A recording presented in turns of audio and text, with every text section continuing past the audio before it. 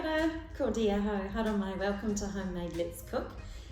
We've made bread before on the channel, and today we're making a slightly different type of bread. We're making some focaccia. So we don't need too many ingredients, but we do need a little bit of time. So what we're going to do is start off with 350 grams of flour. You could use bread flour, but plain flour will do just fine. Then I've got 1 cup of warm water here, and to that I'm going to add 2 teaspoons of Edmonds. Well, this is a sure bake yeast, but any dry yeast will do. And I like to just sprinkle it over the top, and we just leave that for 10 minutes. So we'll just set that aside. Now into the flour, I'm just going to do quite a few shakes of salt.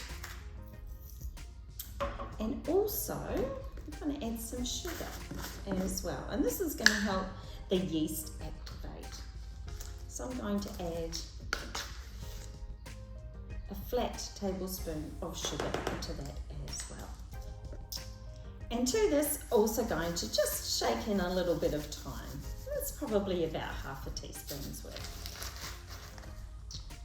You could give that a stir now or later, just after your yeast mixture is ready. So we'll just give that just a little bit of a stir and set that aside. The only other thing that you're going to need in the meantime is some oil. You can use olive oil, or I'm just using canola oil here. So we'll be back shortly after the 10 minutes is up, and we'll pour our yeast mixture into our flour and go from there. I'll see you soon.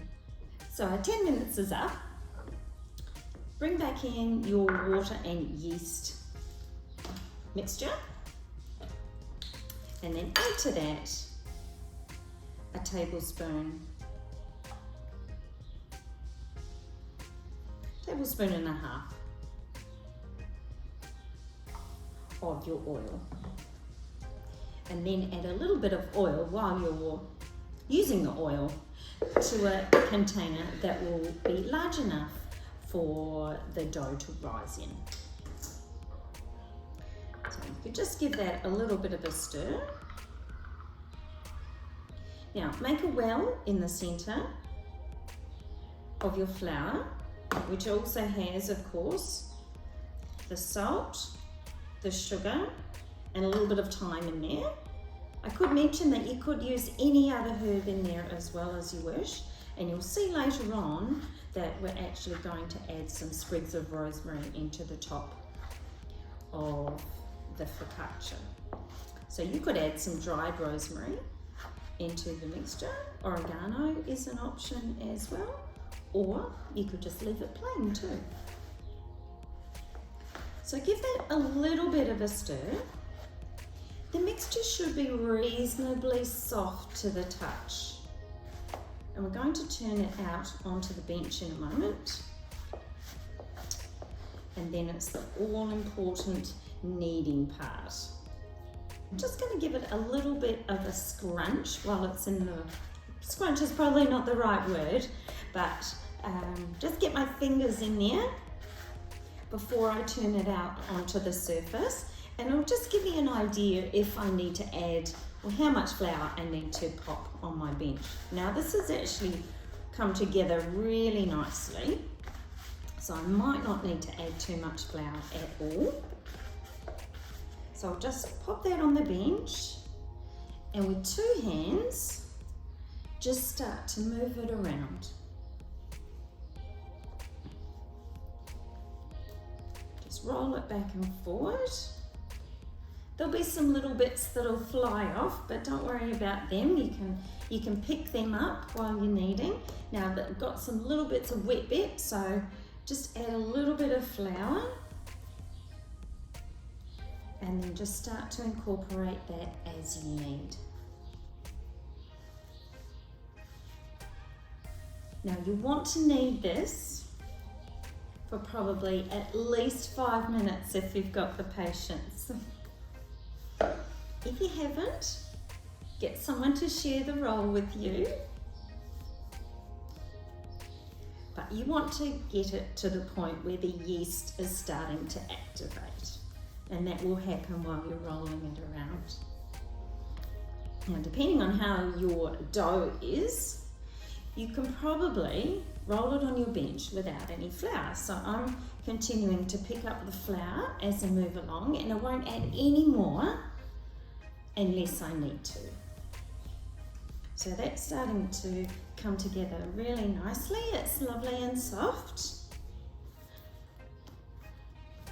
You can also slap it down like that and then roll it together again. It's quite satisfying, of course.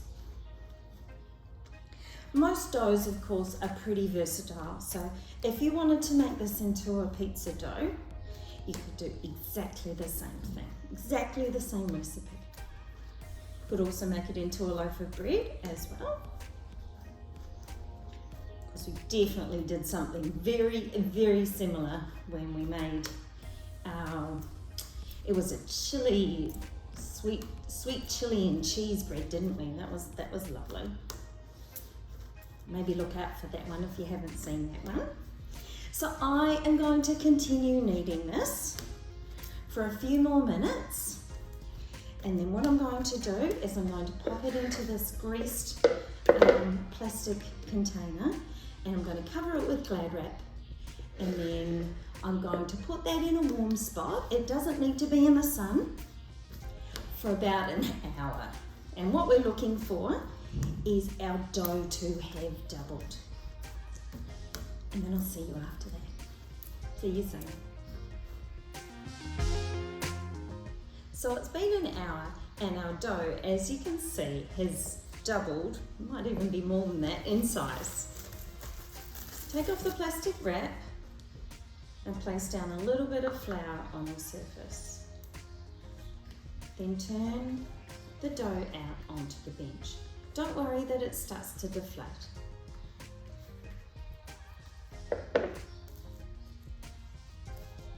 Give it a little bit of a knead.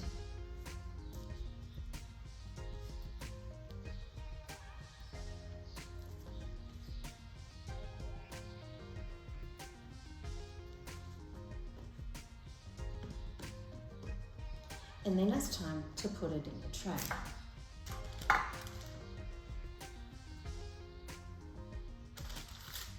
I've got some baking paper down in this one. I'm just going to spread it out with my fingers.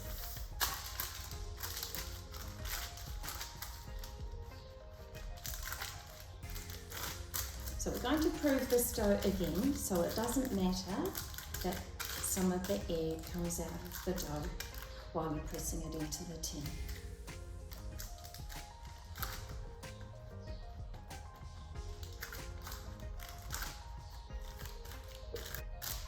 Cover it over with plastic wrap again and leave it to prove for at least another half an hour. Again, you want it to double in size. So it's been at least 30 minutes that we've proved the dough again, and it has doubled in size, as you can see.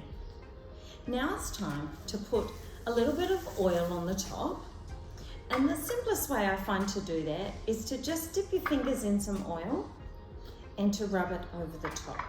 You could also use a pastry brush if you wanted to.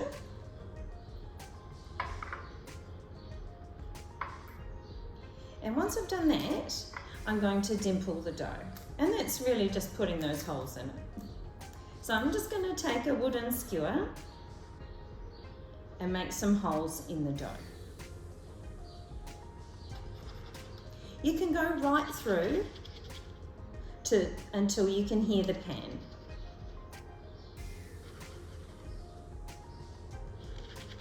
You can make them evenly spaced in your dough. As you can see, mine are going to be 4 across. Then take some rock salt, place it over the top, And then if you're lucky enough to have fresh rosemary in the garden, take the sprigs and pop them in the holes.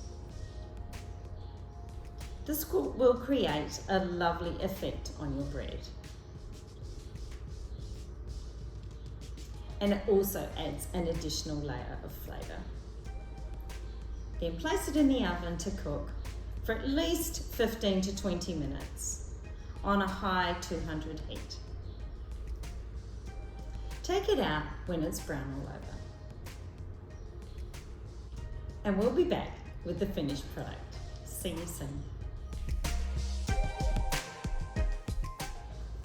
So here is our focaccia, fresh from the oven. Remove from the pan and cool it down on a wire rack. Then cut it up and enjoy. Thanks for joining us. Ka kite.